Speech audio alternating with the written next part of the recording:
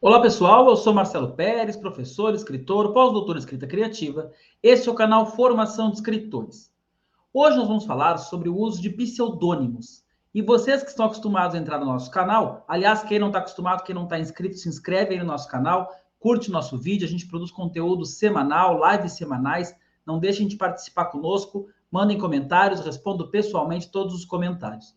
Mas quem está acostumado aqui com o nosso canal deve estar se perguntando como assim Marcelo Pérez? Não era Marcelo Spalding? Pois então, o meu nome é Marcelo Spalding Pérez. Em algum momento da minha vida, eu precisei escolher um desses nomes para seguir minha carreira de escritor. O primeiro livro que eu publiquei foi publicado com o nome completo, mas logo depois eu precisei escolher entre o Spalding e o Pérez. O nome Pérez me parecia um pouco desgastado, havia Daniela Pérez, Carla Pérez, toda aquela confusão. Então eu achei melhor usar o nome Spalding, que era o nome do meu bisavô, Walter Spalding, que inclusive nos anos 50 foi um escritor conhecido, reconhecido aqui em Porto Alegre. Então algumas pessoas ainda lembravam do Walter Spalding, associavam esse nome a um escritor, e me pareceu que Marcelo Spalding era mais sonoro e seria melhor que eu adotasse este nome para minha carreira. Claro que meu pai morreu de desgosto, né? Até hoje a família dele me cobra, mas foi uma escolha pensada, foi uma escolha que, na minha opinião, acabou sendo positiva. O nome Spalding é mais singular, então, além de mim, existe um primo, Marcelo Spalding, na academia da psicologia, não é escritor, então eu acabei optando por usar Marcelo Spalding. Mas algumas pessoas optam por pseudônimos. E o nosso assunto do vídeo de hoje é exatamente esse: o uso de pseudônimos para o escritor, para a escritora. Aí a gente vai pensar que tem dois casos. Existe um caso em que a pessoa escolhe o pseudônimo por uma questão comercial. Ela acredita que o pseudônimo vai ser melhor do que usar o nome dela pessoal. Às vezes, até as pessoas ao redor já conhecem ela por esse pseudônimo, já conhecem ela Tony Ramos. Tony Ramos não é o nome do Tony Ramos, que eu nem vou lembrar agora qual é. Então, algumas pessoas optam por um nome artístico, mas adotam esse nome artístico como sendo seu. Caso ela vá criar uma rede social, vai criar com nome artístico. As pessoas do seu convívio social a conhecem com nome artístico. Então, este caso é um uso de pseudônimo em substituição ao nosso nome original. A Rowling diz que quando escolheu assinar J.K. Rowling e não o nome dela completo, é porque em função da questão de machismo de gênero na literatura fantástica. Então, me parece que ao escolher J.K. Rowling, ela pretendia quebrar um pouco esse machismo, não identificando ali uma autora mulher. Há também casos de autoras brasileiras, autores brasileiros, que escolheram usar as iniciais nos seus livros, também, especialmente na literatura fantástica, porque há um certo preconceito com autores brasileiros. Aí eles optaram por usar as iniciais, o sobrenome, como se eu usasse M. Spalding, que o leitor não ia de imediato perceber se é um autor estrangeiro ou se é um autor brasileiro. E acabava sendo vantagem para esses autores brasileiros usar o pseudônimo.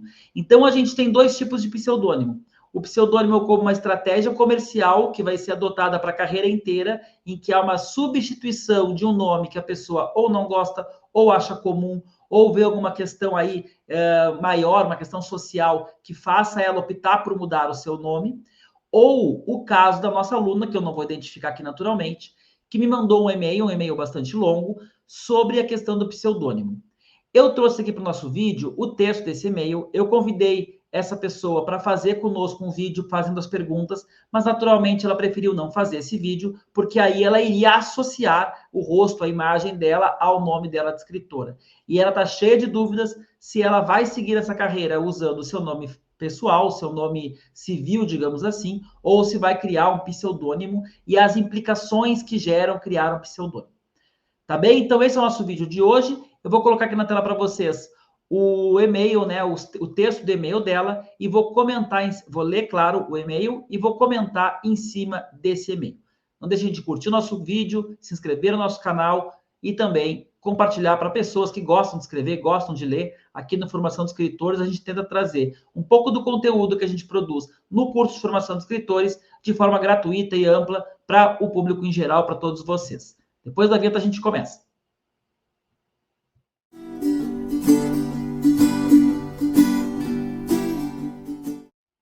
Bem, gente, então aqui está o e-mail que eu recebi. Eu vou ler com vocês esse e-mail. Ele tem 5 perguntas Eu vou começar aqui pela essa introdução e depois eu vou respondendo e comentando as perguntas junto com vocês. Vou deixar o texto na tela para que vocês também possam ler e compreender o questionamento que ela faz. Tenho algumas dúvidas sobre o uso de pseudônimo para assinar minhas produções textuais e gostaria de saber se você poderia me ajudar.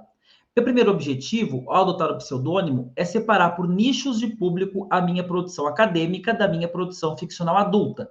Bom, aqui a gente já percebe que essa pessoa quer manter o nome oficial, o nome civil dela, que ela já tem, inclusive, uma carreira acadêmica com esse nome, já tem rede social com esse nome, e ela quer criar o pseudônimo paralelo a esse nome civil. Não é aquele caso que eu comentei aqui na abertura do nosso vídeo, de pessoas que usam um pseudônimo em substituição ao seu nome civil. Uma substituição que muitas vezes é até com objetivo comercial, mas elas trazem junto todo o seu público do nome civil. Elas, em geral, usam o Instagram original para mudar para esse nome artístico. Não é um uso duplo de nomes, né? As confusões e os dilemas acontecem quando a gente escolhe usar o pseudônimo para as publicações literárias e manter uma rede social ou manter um nome civil para outras questões profissionais e pessoais. Então, vamos seguir aqui o texto dela.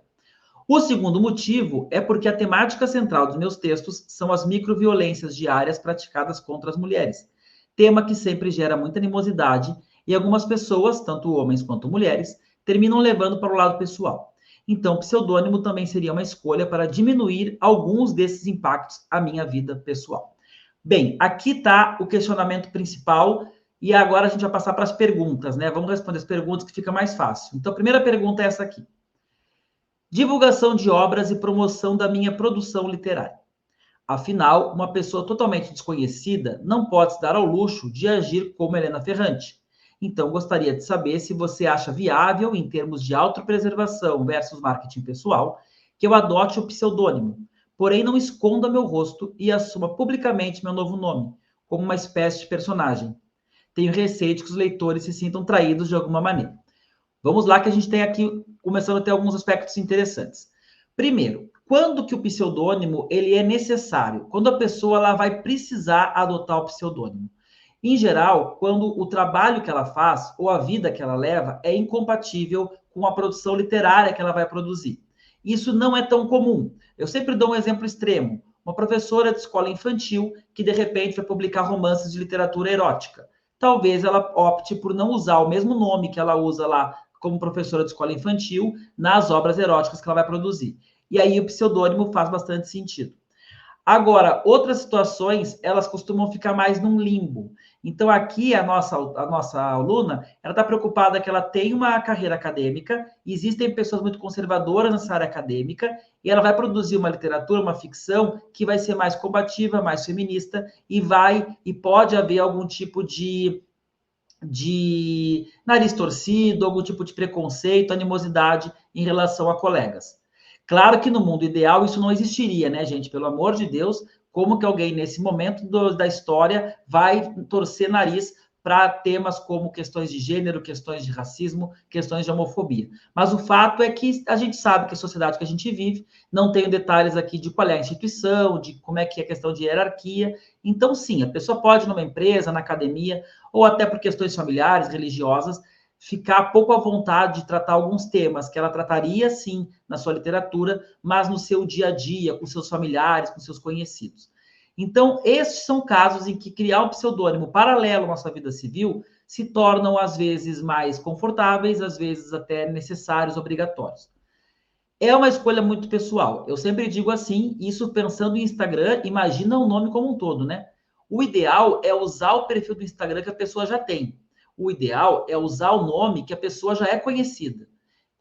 Essa escolha de Marcelo Spalding ou Marcelo Pérez eu fiz com 16, 17 anos, eu estava começando, foi tranquilo escolher usar o Spalding e não usar o Pérez.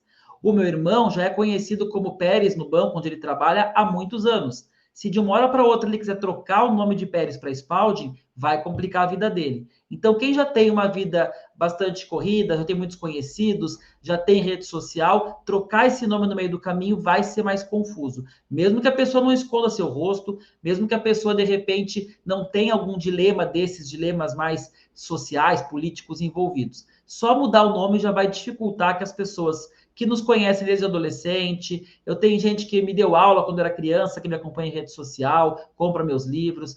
Então, a gente traz uma história toda quando a gente começa a produzir literatura, e usar o nome pelo qual a gente é conhecido desde sempre ajuda muito. Especialmente, claro, quem tem algum nome forte para isso. Há pessoas que têm nomes um pouco mais comuns. Paula Fernandes, eu tive uma aluna, Paula Fernandes, quando ela colocava no Google o nome dela, só aparecia a cantora Paula Fernandes. Então, quem tem nomes que combinados funcionam como um nome específico, um nome sem tanta gente assim conhecida, um nome que no Google ainda consegue comprar um domínio.com, que no Instagram consegue ter um arroba com esse nome, use esse nome de preferência. Bom, não dá para usar esse nome. A gente cai naquela questão ali, autopreservação versus marketing pessoal. Não tem como eu responder o que eu priorizaria. Cada pessoa vai ter que responder para si. Até porque aí tem uma questão de gênero envolvida também. Há mulheres que são perseguidas, há mulheres que precisam fechar redes sociais por causa de engraçadinhos ou de criminosos que vão atrás, que podem puxar algum tipo de assunto, às vezes até algum ex, algum relacionamento que tem um comportamento mais agressivo, um stalker. Então, a gente às vezes não tem como julgar a pessoa optar pela autopreservação em detrimento do seu marketing pessoal, da divulgação do seu trabalho. Claro que o ideal, pensando em divulgação, é a gente poder se expor na rede social dentro de um limite, claro, de exposição. Mas as pessoas têm muito hoje esse voyeurismo pelos autores, pelas autoras. As pessoas querem saber o que a gente faz, o que a gente gosta, não só com autores, né? Os atores de televisão são muito mais conhecidos hoje por posts que eles fazem em rede social, por obras e trabalhos que eles fazem nos filmes, seriados ou nas novelas. Então, há sim, tanto que a gente tem hoje os influenciadores. Então, há sim pessoas que vivem dessa imagem que elas trazem nas redes, as opiniões, às vezes, que elas dão, as fotos, as fotografias. A Kardashian, acho que é um caso bastante emblemático quanto a isso, a família Kardashian. Então, existe sim essa busca do público pela nossa figura pública, pela nossa figura pessoal. E nesse aspecto, abrir mão disso é sim optar por mais autopreservação em detrimento de marketing pessoal, o que pode atrapalhar sim a nossa carreira como autor. Não é decisivo, mas pode atrapalhar. Ah, Marcelo, mas Helena Ferrante, ela faz isso. Achei fantástica a obra, como colocou aqui a nossa aluna, a gente não pode se dar ao luxo de agir como Helena Ferrante. Quem está começando, talvez arrisque muito agindo como Helena Ferrante. Pode dar certo? Pode, mas o texto, aí a obra, o texto, outras ações que não a figura do autor ou da autora, vão ter que ser muito fortes, vão ter que acabar compensando essa imagem que está por trás ou que não está por trás do texto. Pois então, vamos seguir adiante, aí ela vai dizer aqui, ó, assuma publicamente meu novo nome como uma espécie de personagem, sem esconder o rosto. Sabe que essa é uma solução curiosa, inclusive eu pensei em gravar esse vídeo, ao invés de responder diretamente para a aluna, e ela concordou com isso, claro, porque essa é uma solução curiosa, não é tão comum. A gente, em geral, vê pessoas que querem esconder a sua figura por trás de um semblante, de um perfil, ou colocar uma máscara, mais ou menos como no filme Ficção Americana também, o autor faz. Então, tem pessoas que preferem esconder a figura pública, esconder o rosto, a imagem, mas aqui a ideia dela seria manter o uso da imagem, mas dividir a rede. Sabe que eu fico em dúvida? Porque a gente quer que dê certo, né? A gente quer que o nosso trabalho como escritor dê certo, tenha repercussão. E se o trabalho como escritor der certo e tiver repercussão, aquele colega de trabalho, aquele colega de faculdade que já conhece a pessoa vai associar uma coisa a outra. Então, eu não acho que vai ficar chato com os leitores, eu não acho que os leitores se sentiriam traídos, porque usar um nome alternativo, um nome artístico, é comum, como eu comentei aqui agora da Rowling. Mas eu acho que as pessoas do convívio social podem se sentir um pouco constrangidas, traídas ou chateadas, ou criar algum tipo de animosidade, que é o que a pessoa queria evitar na origem disso tudo. Então, eu acho que neste caso me parece um pouquinho confuso, porque se tudo der certo, e a gente espera que dê certo, a pessoa vai aparecer em vídeo aqui no YouTube, vai aparecer na rede social, daqui a pouco vai dar uma entrevista na televisão da cidade, vai ser convidada para algum evento com maior exposição, e as pessoas da sua vida real vão acabar identificando, né? E perguntando, mas por que ela não usou o nome dela? Enfim, então não sei se é a melhor solução. Considerando, claro, que a pessoa tenha um nome, o nome civil dela seja suficientemente forte para que ela use na sua carreira artística. Segunda questão. Uma solução intermediária que imaginei seria criar um perfil profissional para o pseudônimo, onde eu me conectaria diretamente com o público por meio de fotos minhas e lugares que vou. mas sem que meu rosto aparecesse visível. Além de compartilhar estritamente parcelas da minha biografia que estejam relacionadas aos temas que pretendo abordar. Eu não deixaria de ir a feiras de livros ou eventos, porém pouparia minha imagem pessoal nas minhas redes sociais. Você acha viável? Isso seria suficiente para me conectar com o público? Essa também não poderia ser uma estratégia de marketing pessoal? Assim, gente, eu acho que isso tem autores que, inclusive, fazem isso como estratégia de marketing. Criar essa curiosidade. Aqui no YouTube tem alguns YouTubers que têm milhares de seguidores e que nunca mostraram o rosto. Aí eles dizem, quando eu chegar a 1 milhão de seguidores, eu vou fazer um vídeo mostrando meu rosto. Então, essa curiosidade que a gente consegue, às vezes, levar para o público, ela pode sim ajudar na questão de marketing pessoal. Só que é uma dificuldade, né? Já é difícil divulgar o que a gente escreve.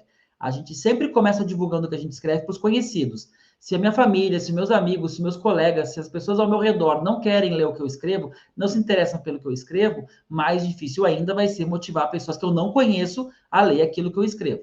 Claro, pressupondo que as pessoas são leitoras, né? A gente sabe que tem muita gente aí ao redor de vocês que nunca leu um livro. Mas, enfim, então a pessoa usar essa ideia de ter um pseudônimo, mas não mostrar o rosto, não se identificar, mostrar apenas partes do corpo, ou às vezes um perfil, uma silhueta, me parece uma solução um pouquinho mais complexa. Pode dar muito certo se houver uma estratégia de marketing que funcione, o que não é nada fácil, né? Porque a gente tem que atingir as pessoas só pelo texto, só pelo conteúdo. Por outro lado, isso também vai cair naquela questão que a gente comentou antes. No fim das contas, a pessoa vai dar uma entrevista, vai num evento, vai ser fotografada, vai ser filmada, isso vai cair na rede e logo vão descobrir quem é. A própria Rowling fez um livro, Morte Súbita, em que inicialmente ela publicou sem o nome dela, porque ela queria ver como seria a repercussão do livro, que é um livro realista, diferente do livro do Harry Potter. Aliás, eu gosto bastante do Morte Súbita, e ela publica sem o nome dela. O livro tem algum tipo de repercussão, mas não estoura, claro, né? Aí sim ela coloca o nome dela e o livro estoura. Então é muito difícil criar uma marca nova para uma pessoa começando. Logo, se as coisas acontecem e dá certo, e a pessoa vai numa palestra, nos dias de hoje, como é que a gente vai pedir que alguém filme, tire uma foto, publique nas redes sociais? Vai ser um pouco antipático, né? Eu tenho um exemplo de um caso assim, que são repórteres investigativos. Então, a gente recebeu lá na universidade onde eu trabalhei um repórter investigativo daqueles que não mostram o rosto, o Grisotti. E ele foi até lá com a condição de que não fosse fotografado, não fosse filmado, que não se colocasse nada do rosto dele nas redes. Claro que pela gravidade da situação, o repórter investigativo entra em locais de grande periculosidade, ele de repente está infiltrado numa organização para desvendar algum esquema de corrupção, então há perigo real à vida daquela pessoa. E de fato todos respeitaram, ninguém fez foto, ninguém fez vídeo e isso não acabou não vazando. Mas é um risco, né? É um risco, ainda mais quando a gente está numa feira do livro, com um evento com milhares de pessoas, às vezes um evento aberto, um evento que é muito mais lúdico, não há essa gravidade toda. O Grisotti foi conversar lá com 30, 40 alunos do jornalismo, super bem recomendados e tal. Então, eu acho que isso pode também funcionar por um tempo e depois acabar não funcionando. E aí talvez atrapalhe mais do que ajude. Vamos para o próximo tópico aqui. Outra dúvida. Enquanto eu ainda estou estudando, participando de workshops, porém publicando eventualmente textos isolados, seria aconselhável que eu já assinasse com o pseudônimo para evitar conflito de informações na rede? Ou caso alguém coloque meu nome como argumento na busca do Google? Sim, gente. Quanto antes vocês definirem qual vai ser o nome artístico de vocês, melhor. Tanto por causa das questões de Google, de ranqueamento de textos, quanto por questões de rede social. Então, eu hoje tenho minha rede social lá, Marcelo Spalding, me sigam no Instagram, me sigam no Facebook, TikTok ainda não cheguei, quem sabe eu chego, mas lá no Instagram, Marcelo Spalding, deve ter uns 1.300, 1.400 seguidores. Se eu resolvesse mudar o meu nome agora, eu ia começar do zero.